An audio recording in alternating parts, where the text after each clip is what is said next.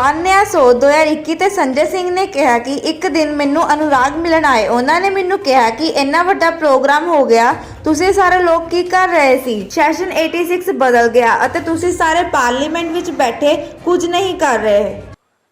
बीच में एक दिन अनुराग जी मुझसे मिलने के लिए आए और इन्होंने बताया कि इतना बड़ा अमेंडमेंट हो गया, आप लोग क्या कर रहे थे? सेक्शन 86 बदल गया और आप लोग पार्लियामेंट में बैठे हुए हैं, कुछ कर नहीं रहे थे। आमतौर पे लोग ऐसा मानते हैं कि कहीं कुछ गलत हो रहा हो तो कोई और बोले ना बोले, हम लोग जरूर आवाज उठाते हैं। तो बड़ी चिंता के साथ आए और ये पूरा एक एक चीज मैंने कहा कि 10-5 मिनट में बात हो जाएगी। बोले नहीं, कम से कम आधे 1 घंटे चाहिए आपसे।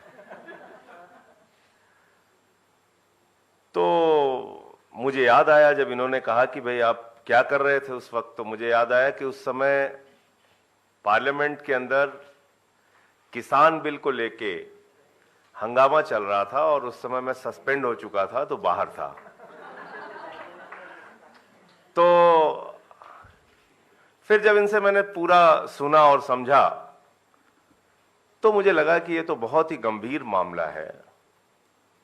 अगर बच्चों को बेचे जाने का मामला नॉन कॉग्निजेबल है, अगर उनको आतंकवादी गतिविधियों में शामिल करने का मामला नॉन कॉग्निजेबल है, तो फिर कॉग्निजेबल ऑफेंस क्या है? इससे ज्यादा घिनौना काम और क्या हो सकता है जिसको कॉग्निजेबल ऑफेंस माना जाएगा? और हर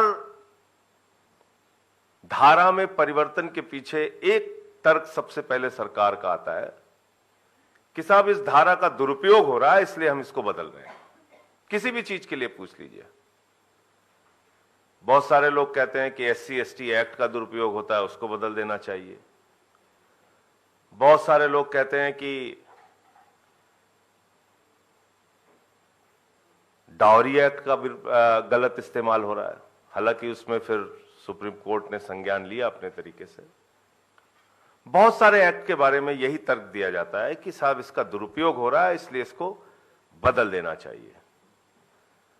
लेकिन अगर आप दुरुपयोग का मामला देखेंगे तो 302 का भी दुरुपयोग होता है, 376 का भी दुरुपयोग होता है। तमाम ऐसी धाराएं हैं। और मैं अगर अपने व्यक्तिगत अनुभव से बताऊं तो मेरे ऊपर सेडिशन चार्ज लगा।